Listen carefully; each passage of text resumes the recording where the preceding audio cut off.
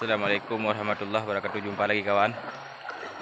Ini udah kita narik di alur di tempat yang sangat enak nih kawan, karena agak sedikit lumayan ringan dia bawa kawan, karena di alur yang ada air kayak gini kawan. Nah, ini dia kawan. Ini kita berdiri di atas kayu kawan. Ini dia kawan. Ini tidak terlalu dalam kawan. Nah, ini dia udah pada berdiri kawan. Nah, kita berdiri di atas kayu kawan. Inilah kondisi kita narik kawan. Nah, itu lagi kawan.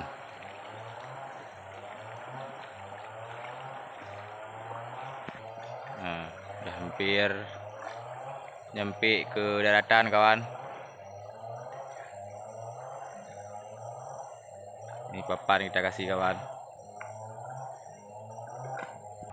Udah pada sedikit dalam ini kawan. Nah, oke, kita jatuh nih kawan. Nah, sedikit dalam. Dia berenang kawan ya, berenang. Nah, ini udah pada bisa berdiri lagi kawan. Nah, ini dia. Nah, ini kayunya. Nah, ini dia kawan.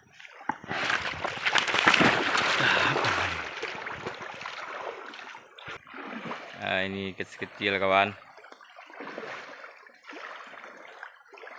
Nah, nariknya cukup sedap kawan, walaupun kita kasih muatan banyak karena di alur kawan ada airnya, jadi agak sedikit ringan dia bawa muatannya kawan.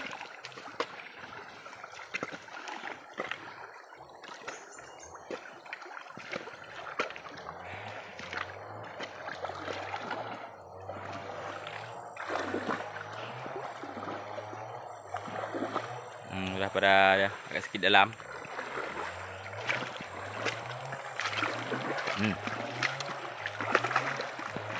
Ini agak sedikit dalam, dia berenang.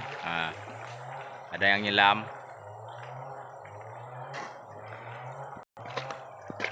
Nah, ini dia. Udah pada nyampe ke daratan sedikit. Nah, ini dia.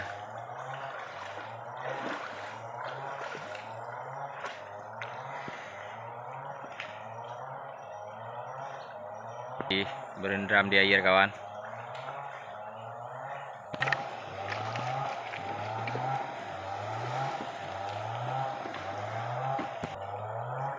Ini agak sedikit sakit kukunya kawan nih, kena batuan.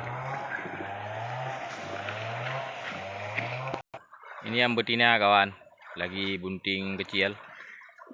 Nah, ini yang betina.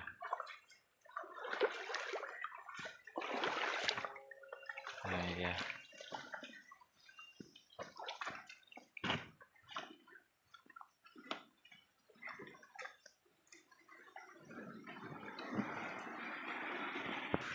Nah, ini dia kawan. Udah alur lagi kawan. Daripada makan.